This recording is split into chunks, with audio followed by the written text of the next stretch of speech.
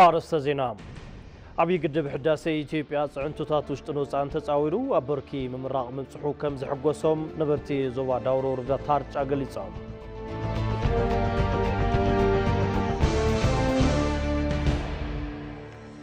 لدت نبي محمد انت نخبر نسومي معدوم زنبرو كبرتات محسابي قبا كبلو شيخ عبد الحميد أحمد قليصام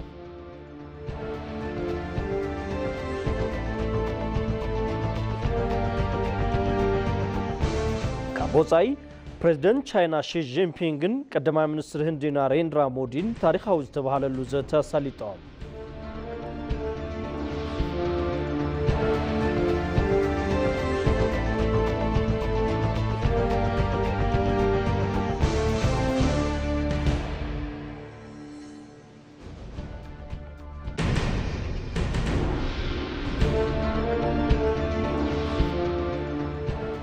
حلت سوني عسران شديشتن حاسة كلتشحن عصر شوعتنا عم تمرت نواقم استدالو ما دزينا اي تي في تقرينيا حيزنا لكم قريبنا لنا كمي تمسيو كبرات تملكتي مزيناتات جيتاتشو علوم مساخم كساني حد حرز حاصار مسقاقريت كن راقبينا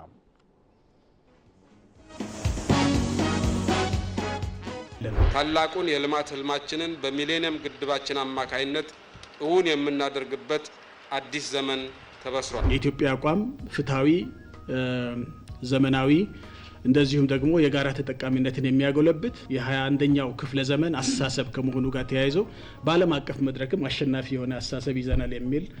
እምነት ነው ያለው። በጣም ታላላቅ ህልሞች እና ስራዎች የኢትዮጵያ መንግስታት የቀድሞ መሪዎች የሚደነቁበት ስራ አንዱ ህዳሴ ነው። የመቻላችን ሚስጥር አፍሪካውያን ወንድሞቻችን የመቻልን ጫናን ተቋቁሞ የራስን ሀብት ማልማት መቻላችን ለብዙ ነገር ተምሳሌትነት ይሆናል። ታላቁ ኢትዮጵያ ህዳሴ ግድብ ቶሎ በሞላ ቁጥር ኢትዮጵያ የምታገኘው ጥቅም ከፍተኛ ነው የሚሆነው። እያንዳንዱ ዜጋ የራሱን ጊዜና ገንዘብ አውጥቶ የሰራበት ሁኔታ ስንመለከት የኢትዮጵያውያን ዩኒክ ነው። ህዳሴ ግድብን ስንመለከት ለኔም ከህልውናም በላይ ዋነኛ መሰረት ነው። የታችኛው ተፋሰስ ሀገራት ወንድም የግብጽና የሱዳን ህዝቦች ዛሬ የተጀመረው የኃይል ማመንጨት ስራ ለእናንተም በረከት ነው። ይህ ፕሮጀክት መላው ኢትዮጵያ ህዝብ አይንና ልቡን የጣለበት የጋራ ቁጭት መቋጫ ጫፍ የሚደርስበት ህዳሴን በንግግር ልገልጠው አልችልም፣ በቪዲዮ ሊገለጥ አይችልም። ህዳሴ ከቪዲዮ በላይ ነው። ህዳሴ ከንግግር በላይ ነው። ማድ ዜናና ጀሚረሎ በሐጽርቲ ዜናታት ክንጅምሪና ሰናይ ምክታል ንኮነልኩም ንምነም ቀዳማይ ሚኒስትር አብይ አሕመድ አቡር ሐምለን ሐሰን 2017 ዓ.ም ተፈላልዩ ዓበይት ስራሕቲ አሳሊጦም ቀዳማይ ሚኒስትር አብይ አሕመድ አቡር ሐምለን ሐሰን 2017 ዓ.ም ቅልጡፍ ዛዕባ ልምዓት ኢትዮጵያ ጋዲ ንምግባር ቁልፊ ዝኾኑ ስትራቴጂካዊ ትልምታት ዓበይቲ ሃገራዊ አፈጻጽማ ፕሮጀክታትን ስምምዕነት ህንጸትን ብ2.5 ቢልዮን ዶላር መፍረይ ኮምፕሌክስ ዘበናዊ ድኹዒ ዩርያ ንምጥያሽ ዝተገብረ ስምምዕነት ሓዊሱ ተኸታተልቲ ተግባራት ከም ዘሳለጡ ተገሊጹ። እቶም ቀዳማይ ሚኒስትር ኣብዞም ኣዋርሕ ካብ መንጎ ዝወገንዎም ፈላሞት ተግባራት ምስ ኣባላት ቤት ምኽሪ ፓርቲ ብልጽግና ብምዃን ሓዱሽ ዝተሰርሐ ካብ እንጦጦ ክሳብ 4 ኪሎ ፕላዛ ስራሕቲ ልምዓት ኮሪደር ምምራቕ ሓደ እንትኸውን እቲ ፕሮጀክት ዝናድ ለውጢ ካብ መንጎ ዝተኻየደሎም ከባብታት እታ ከተማም ተረቋሒዩ። مزي تتححزو قدما منستر أبي أحمد دحري أخيبا بيت مخري بالسجنا كيد سراح المعات والسنربا أديس أبا بحبار بمخان تعذبهم زي سراح بتي تتحزم معرف بحمش كفلة كتماتات تحلفن 20 حدنت بحمش كيلومتر وحات زلونيوم كابزي بتوساخيتهم قدما منستر أبا إندستري بارك هواساب زنبرم عدت أبتي بارك زتوافرو كوبانياتات كاب حيلي صحي مفلفلي نافري كم زخونو تعذبوا تقليصهم بخال مداين أبدوبا وكفال إذا حاجر بمخدمات استفلاليو منقسقاسات لمعاتن أفزازما بروجكتات معزاب زوق أصلتهم قدما منستر أب كتما 4 منش بروجكتات قبلتها لتولد حاوسو ناتخيدو زركبو سرحة المعات كم تعذبون أي رسعن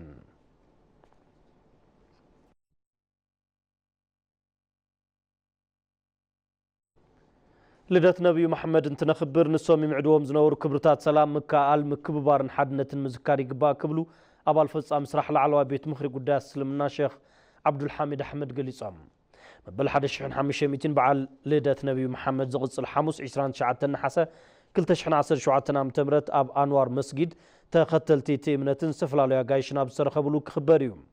ሼኽ ዓብዱልሓሚድ ኣሕመድ ነቲ በዓል ኣመልኪቶም ኣብ ዝሃብዎ ጋዜጣዊ መግለፂ ኣኽራርነት ሃይማኖትን ዘይምክኣል እናበርትዐ ኣብ ዘለሉ ዘበን ሕያው ኣስተምህሮ ነብይ መሐመድ ምክብባርን ምርድዳእን ብሰላም ሓቢርካ ናይ ምንባር መሰረት ከም ዝኾኑ ዘዘኻኸረና ኢሎም ዓብይ ነብይ ጎረቤት እናተጠመየ ጸጊቡ ዝሓደረ ንሱ ኣማኒ ኣይኮነን ምባሎም ኣድላይነት ርህራህ ካብ ምጉላ ሓሊፉ ሙስሊማት ንካልኦት ክሕግዙን ኣኽብሮት ክልግሱን ዘምህር እዩ ክብሉ ኣብሪሆም ከም ሙስሊም ንኹሉ ክፋል ሕብረተሰብ ብፍላይ ድማ ኣብ እዋን ጸገም ተመሳሳሊ ውፍርን ናይ ምክብባር ክብርታት ከነጉልህ ትፅቢት ይግበረልና ክብሉ ኣገንዚቦም ልደት ነብዩ መሐመድ ትነኽብር ንሶም ምዕድዎ ዝነበሩ ክብርታት ሰላም ምክኣል ምስ ካልኦት ተኸባቢርካ ምንባርን ሓድነትን ክንዝክር ግድን እዩ ክብሉ ኣተሓሳሲቦም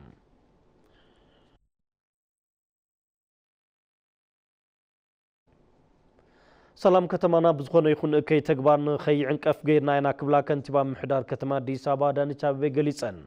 ኣብ አዲስ አበባ ብክልስ ሓሳብን ተግባርን ዝሰልጠኑ 50 ኮርስ ምልምል ሰራዊት ሰላም ሎሚ ተመሪቖም ከንቲባ አዳነች አቤቤ ኣብቲ መድረኽ ተረኺበን ኣብ ዝገበረኦ መደረም ሰላም ምጽናዕን ክንኻንን ናይ ሕድሕድ ዜጋ ሓላፍነት እዩ ኢለን ሰራዊት ሰላም ካብ መንጎ ህዝብና እናተመልመለ ሰላም ከተማና ብዝኾነ ይኹን እከይ ተግባር ንኸይዕንቀፍ ገይርና ኢና ክብላ ገሊፀን ነዞም ሎሚ ተመረቑ ሓዊሱ 275 ኣባላት ሰራዊት ሰላም ንህንጸት ሰላም ንስሉጥ ለውጢ ቁጠባን ንማሕበራዊ ምንቅስቃስን ንዘበርከትዎ ኣስተዋጽኦ ኣመስጊነን እቶም ኣባላት ሰራዊት ሰላም ጉልበቶም ፍልጠቶምን ጊዜኦምን ብናጻ ብምሃብ ዘገልግሉ ከም ዝኾኑ ተዛሪበን ምስሊ ላይ ሰላም ዝኾነ ህዝቢ ብምዃን ሓላፍነቶም ብዝግባእ ንክዋጽኡ ምትሕስሳበን ምምሕዳር እታ ከተማ ገሊጹ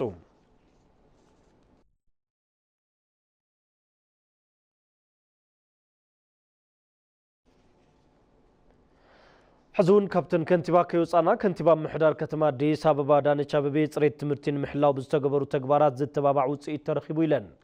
ቢሮ ትምህርቲ ምሕዳር መበል 32 ከተማዊ ጉባኤ ትምህርቲ ብፍልጠትን ክእለትን ወለዶ ብምፍራይ ንኢትዮጵያ መራእያ ሃገር ክንገብርና ብዝብል መሪ ሐሳብ ይካየዳሉ ኣብቲ መድረኽ ከንቲባ አዳነች አቤቤ ከም ዝበልኦ እቲ ምሕዳር ከተማ ብፍልጠትን ክእለትን ሳነጸ ወለዶ ንምፍራይ ዘኽእሉ ሰጉምታት ወሲዱ ንጽሬት ሓገዝ ዝኾኑ ስብራት ትምህርቲ ንምጽጋን ዘኽእሉን ተግባራት ብምካየድ ውጽኢት ከም ዝተረኸበ ተዛሪበን ብመሰረት እዚ ብፍልጠትን ኣካልን ዝማዕበለ ወለዶ ንምፍራይ ጽባቐ ኣብያተ ትምህርቲ ንምቕያርን ብቴክኖሎጂ ዝተሓገዘ ትምህርቲ መሃብ ከም ዝተኻእለ ገሊፀን ክብል ጸብጻብ ግልጋሎት ዜና ኢትዮጵያ ኣመላኺቱ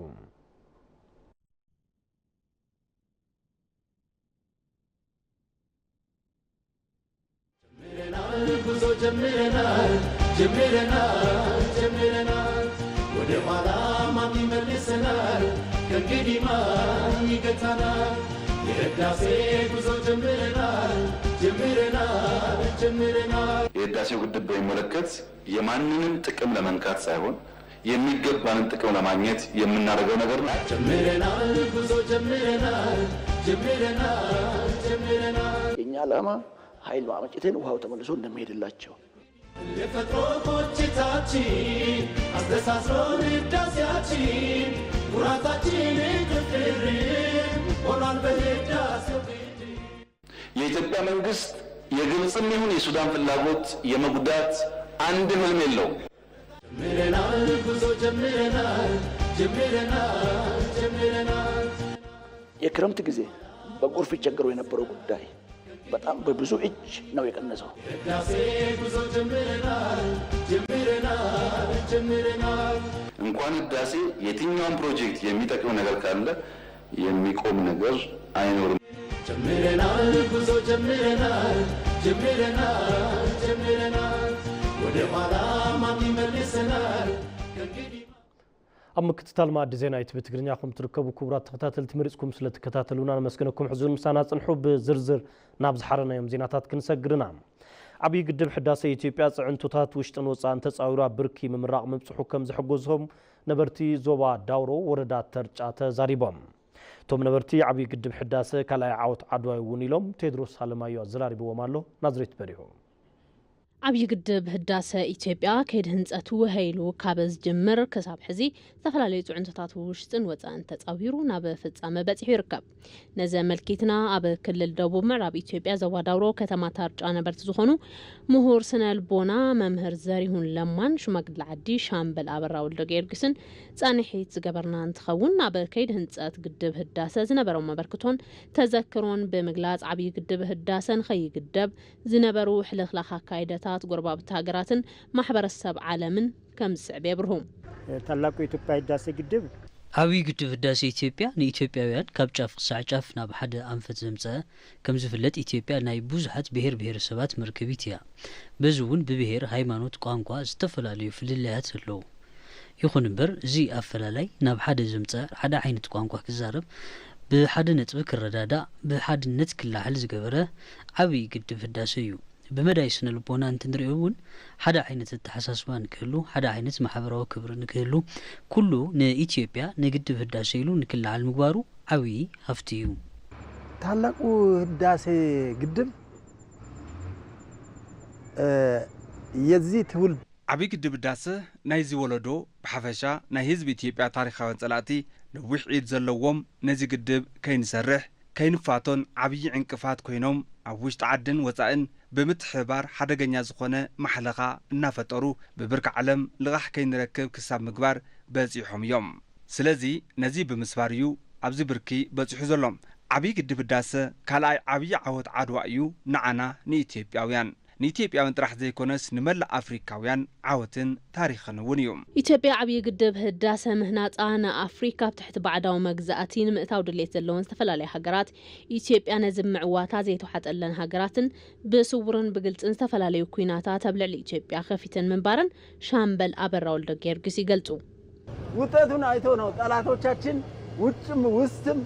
تاريخا وطلاتنا وصيتو سلازفلطو يوم بوشتن بدغن عفوتيوم عين مفتيتوم نعنا نمطفا زتعاطقو ربحو سلازفلطو سلازتردو يوم كم دليتنا اب النبح جوجا افريكا إثيوبيا سلطينا معبيلا كابيدنا امليطا إلوم يوم بسورن بقلصن كينات زكايدو زنبرو كم حدا زيغان ممهرن كاب زصبخلو ابركتوم مغباروم زيغلصو دما ممهر سنلبونا زريهون لما يوم عند زيغا عند ممهر كم حدا زيغا كم ممهر تمهارو بملاحال نحبرت سب جنزاب بمفتار أنا ون بوند بمعدق بشمين بشم دكين أسري أحرفيا يذكر أبتوان جنا نزيت ولده أب خبد الديون نزله هزان كي ترفيو بوند زعدق نيرو أبايلو شمولا دوز سيمو نيرويو زري كندي زاكل بحد النت مفقاسنايو أب مودة ما عبي قدب هداسة إثيوبيا استفلاليو محلقات حليفونا ببركي ممراق مبصحو فولي حاغوس كم زفتر لومي قلتو مجمرة إن زينا ستابسر راسو دسولنيال فلما الزينا مسمعي بتعمي حقوسيو فتير الليل كوا حقوسكم حقوسنا قبل يفوتو زي قبل علي إثيوبيا زخونه صعدا لعلنت كم زيبلو زملاقتي مغنياتو كتقدوا يتخيلون كابزو وصاي كتنقساقسو يتخيلون زبلون ناب وجن قبصون زتفلاليو مفرارحتات نيروميوم نزو كله حليفنا نابز بركم بقعنا قنا بتعمي زحقوسيو እጅግ በጣም ነው እኔ በቃላት መግለጽ አልችልም አዚዩ በጣም እዩ ደስ ይሉኒ ናይዚ ስምዒት በቃላት ክገልጾ አይክልን ምዕራባውያን ልዕልነት ዝሕዝሉ ነዳድውን እንተኾነ ግድብ ህዳሰ ኤሌክትሪክ ዝፍልፍል ብምዃኑ ኤሌክትሪክ መኻይን ብምጥቃም ነዳዲ ካብ ጥቕሚ ወጻኢ ምግባር ይከኣል እዩ ንቐጻሊ ወለዶ ግድብ ህዳሰ ብሩህ መጻኢ ዝፈጥር ዓብዪ ባና ብርሃን እዩ ስለዚ ህዳሰ ከም ኣካል ህይወቱ ሓሲቡ ንህዳሰ ጠጠው ክብል ኣለዎም مززام هنصت عبي قدب حداسة إثيوبيا نمعبالة إثيوبيا زلعلة إجام كم زلوه تقليصهم تي قدب قرب حيلي زر زنبر حقوف كم زملء يأمن كاب زي بتوساقي استفلالي ربحاتات كم زهب نبرتي كتما حررن دريدوان قليصهم من محدار كتما دريدوان ما ينينكوع حقوسكم الاختيام محلاليفهم مراسلهم مرسا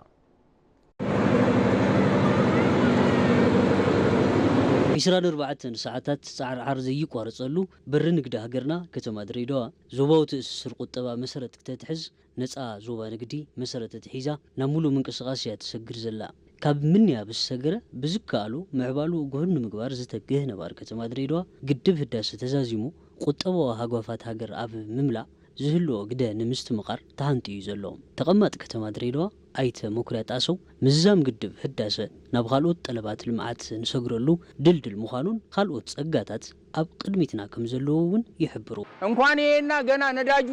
ወላ ተጠብቀን እዚማ ቀሊል ገና ነዳዲ በልኻ ካሊ ኣብ ቀረባ እዋን ክትሪኦ ኢኻ መጻኢና ሰናይ ንሓስበሉን ሰንቲ ንረግጸሉን ዘበን እዩ ኣብ ቅድሚትና ዘሎ ብቐንዱ ኣባይ ናብ ረብሓ ምውዓሉ ኩላትና ኢትዮጵያውያን ዝደኸምናሉ ካብ ሊስትሮ ጀሚሩ እጃሙ ዘወፈየሉ ጥሪትና እዩ እመን ኣይትእመን ኣብ ቀረባ መዓልታት ናብ ካሊእ ስጉሚ ምዕባለ ከም ንበጽሕ ኣይትጠራጠር እዚ ጉድ ዝኾን እዩ ኢልና ኢና ንሓስብ ግድብ ሕዳሰ ግድብ ጥራሕ ኣይኮነን ካሊእ ንኸስበሉ እነዋልደሉ እዩ ሓላፊ ቤት ጽሕፈት ከንቲባ ከተማ ማያ ሸይቢ መሐመድ ብምዛም ግድብ ህዳሰ ዝተሰምዖም ተሓጓስ ገሊጾም ብዘላትና ዓቕሚ ዝወፈናሉ ግድብና ብምዝዛሙ ናይ እንኳዕ ሕጉሰኩም መልእኽትና ብቤት ጽሕፈት ከንቲባ ከተማ ማያ ተቐበሉና ግድብ ህዳሰ ኣብ ዝርከበሉ ብርኪ ምዝዛም ንክበጽሕ ተኸበርቲ ተግባራት ዝፈጸመ ብፓርቲ ብልጽግና ዝምራሕ መንግስቲ ሃገርና ልዑል ክብሪ ይግብኦ ኢሎም ንብረት እስከ ህይወት ሰጥተን በዚህ ደረጃ ደርሰዋል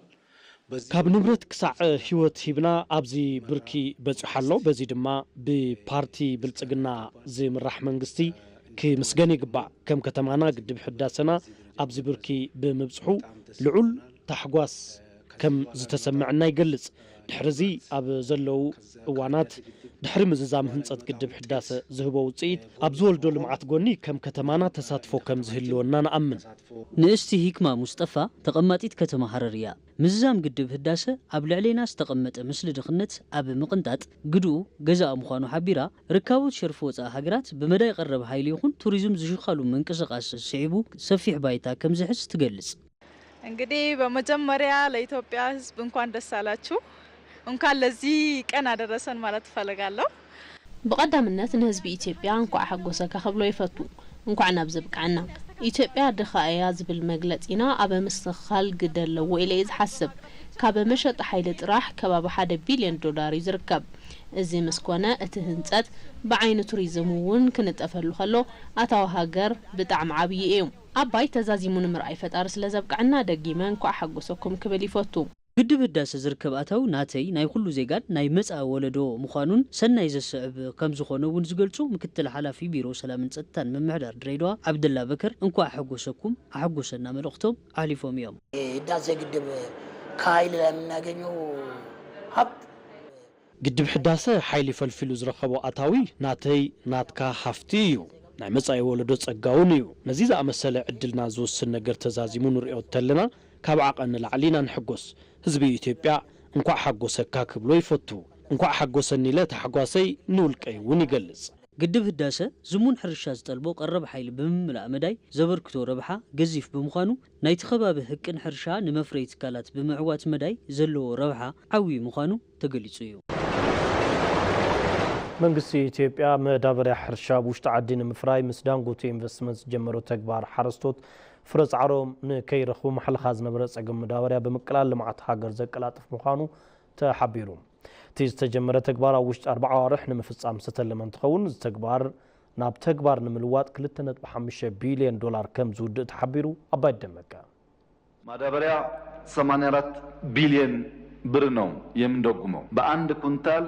3700 ብር እንደጉማለን መንግስቲ ኢትዮጵያ በዝለዓለ ድጎማ ካብ ወጻኢ ናብ ውሽጢ ዓዲ ካብ ዘእትዎም እታወታት ሓደ መዳበርያ ሕርሻ እዩ ኣብ ሕድሕድ ኩንታል መዳበርያ ልዕሊ ብር 3700 ብድምሩ ብሚልዮናት ዝቁጸር ገንዘብ ብምድጓም ካብ ወጻኢ ናብ ውሽጢ ዓዲ ከኣቱ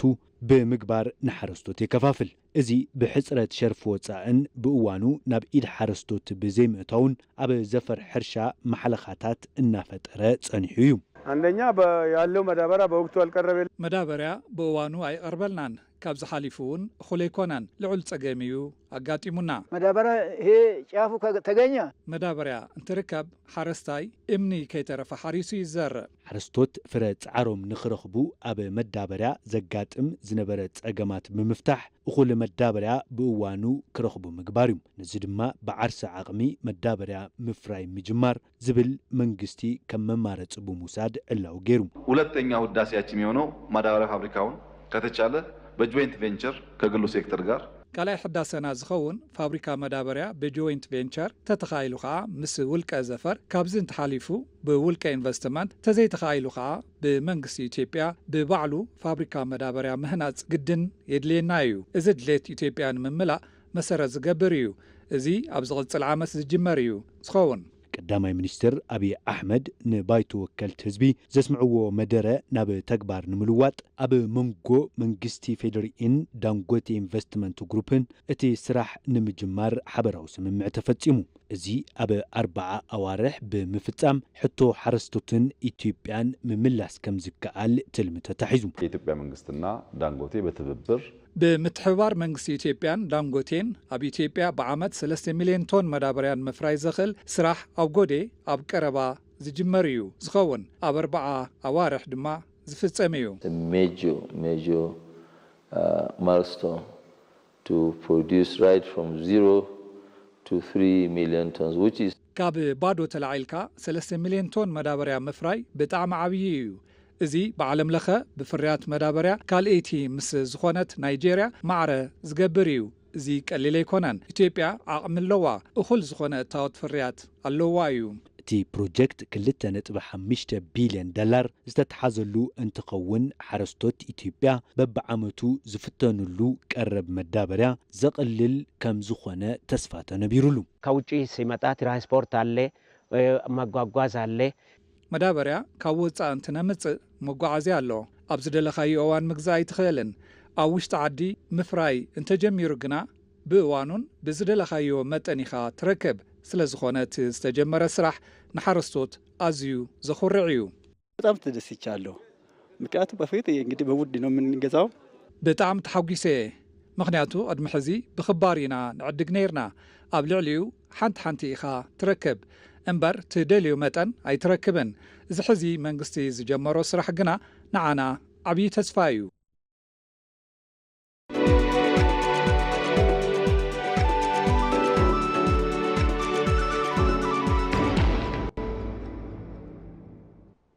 ዜና ዕዳጋ ንምሕደራ ንግዲ ምቹ ዝገብሩ ስራሕቲ ተጠናኺሮም ክቕፅሉ እዮም ተባሂሉ ምሕደራ ንግዲ ንሸመትን ማሕበረሰብ ንግድን ምቹ ንምግባር ዝሳለጡ ዘለዉ ስራሕቲ ተጠናኺሮም ከም ዝቕፅሉ ሚኒስትር ንግድን ዞባዊ ምትእስሳርን ዶክተር ካሳሁን ጎፌ ገሊፆም ኤክስፖ ሰሙነ ንግዲ ናይ ኢትዮጵያ ይዓድጉ 2017 መገናኛ ብዝርከብ መንደር ፅሬት እናተሳለጠ እንትኸውን ክሳብ 29 ናሓሰ 2017 ዓ.ም ከም ዝጸንሕ ተሓቢሩ ጎና ጎኒቲ ኤክስፖ ኣብ ንግዲ ውሽጢ ሃገር ትኩረት ዝገበረ ዘተ ፓነል ይሳለጥ ኣሎ ሚኒስትር ንግድን ዞባዊ ምትእስሳርን ዶክተር ካሳሁን ጎፌ ኣብቲ እዋን ከም ዝበልዎም ምሕደራ ንግዲ ንሸመትን ማሕበረሰብ ንግድን ምቹ ንምግባር ብትኩረት እናተሰርሐ ይርከብ ኢሎም ስለዝኾነ እውን ዕግበት ሸመትን ማሕበረሰብ ንግድን እናዓበየ ከም ዝመፀ ብምግላጽ ኣብ ቀጻሊ እውን ተጠናኺሮም ከም ዝቕፅሉ ሓቢሮም ኣብቲ ዝተዛዘመ በጀት ዓመት 3.25 ሚልዮን ተገልገልቲ ግልጋሎት ምዝገባን ፍቃድን ኦንላይን ንግዲ ከም ዝተወሃበ እውን ሓቢሮም እቶም ሚኒስትር ኣብ ልዕሊ ካብ ሕግን ስርዓትን ወፃኢ ዝንቀሳቐሱ ነጋዶ ዝውሰድ ስጉምቲ እናቐጸለ ኢሎም ዓውዲ ንግዲ ምቹ ንምግባር ኣብ ዝግበር ጻዕሪ ተሳትፎ መዳርግቲ ኣካላት ወሳኒ ከም ዝኾነ ዝገለጹ እቶም ሚኒስትር ተመሳሰልቲ መድረኻት ዘተ ኣብቲ ዓውዲ ዘለዉ ጸገማት ብምፍላይ መፍትሒ ኣንፈታት ንምሕባር ልዑል ኣስተዋጽኦ ከም ዘለዎም እውን ኣብሪሆም ኣብ መወዳእታ ዜና ወፃኢ ፕሬዚደንት ቻይና ሺ ጂንፒንግን ቀዳማይ ሚኒስትር ህንዲ ናሬንድራ ሞዲን ታሪካዊ ዝተባሃበለሉ ዘተ ኣሳሊጦም ልዝብቶም መራሕቲ ርክብ ኒው ዴልሂን ቤጂንግን ካብ ትማሊ ሎሚ ሰናይ እንዳኾነ ምምጽኡ የመላኽት ተባሂሉ ሺን ሞዲን ኣብ ጉባኤ ምትሕብባር ሻንካይ ኣብ ቲያንጂን እዮም ተራኺቦም እቶም መራሕቲ ምስ ጉባኤ ኤስሲኦ ጎድና ጎኒ ኣብ ዝገበርዎ ዘተ ንነዊሕ እዋን ዝጸንሐ ውጥጥ ዶብ ክልቴን ሃገራት ብምግታእ ዲፕሎማስያዊ መገድታት ንምኽታልን ርክበን ንምምሕያሽን ቃልኣትን ቀዳማይ ሚኒስትር ናሬንድራ ሞዲ ድሕሪ 7 ዓመታት ንፈለማ እዋን እዮም ናብ ቻይና ኣምሪሖም ሺ ጂንፒንግን ናሬንድራ ሞዲን ኣብ ሩስያ ካዛኑ ጉባኤ ብሪክስ ኣብ 2024 ዝተራኸቡ እንትኸውን ጎንፅታት ዶብ ብምግታእ ንረብሓ ህዝብታት ክልቴን ሃገራት ንምስራሕ ውጥን ሒዞም ምፍልላዮም ኣይርስዕን ርክብና ናይ ሰናይ ኣንፈት ናብ ሰናይ ኣንፈት እናተጓዓዘዩ ኣብ ከባቢ ዶባት እውን ሰላምን ምርጋን ኣሎ ክብሉ ናሬንድራ ሞዲ ገሊፆም ሞዲ ዝበልዎ ድሌትን ረብሓን 2.8 ቢልዮን ህዝቢ ክልቴን ሃገራት ምስ ምትሕብባርና ሓቢሩ ክረአዩ ኢሎም ዘተ ሺ ጂንፒንግን ናሬንድራ ሞዲን ናይ ሓባር ረብሓ ብዘኽብር መልክዑ ሓደ ነቲ ካልእ ከይጎድ ብምትሕብባር ምስራሕ ዲፕሎማሲ ዴልሂን ቤጂንግን ጥራይ ዘይኮነስ ንፖለቲካ ዓለም እውን ክተርፍ ይኽእል እዩ ተባሂሉ ክብል ጸብጻብ ኣርቲ ኣመላኺቱሎም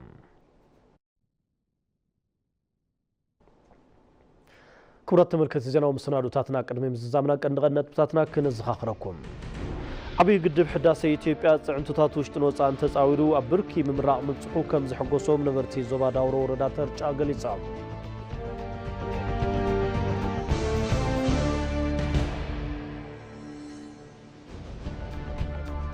ልደት ነቢዩ መሐመድ ትነኽብር ንሰምዕ ድዎም ዝነበሩ ክብርታት ምሕሳብ ይግባእ ክብሉ ሼኽ ዓብዱልሓሚድ ኣሕመድ ገሊጾም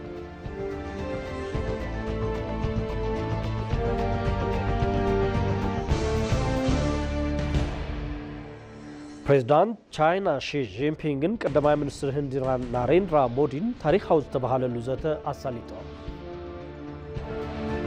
ሎሚ ናባኹም ዝሓረናዮ ማዕድ ዜና ኢቲቪ ትግርኛ እዚ ክትከታተልዎ ፀናሕኩም መስል ነይሩ ስለምክታልኩም ነመስግን ጌታቸው ኣለዎም ምስ መላእ ሰሙያ ስቱድዮ ሓቢረኩም ነይረ ኣብ ዘለኹም ሰላም ንክትኾኑ ድማ ትምኒትና እዩ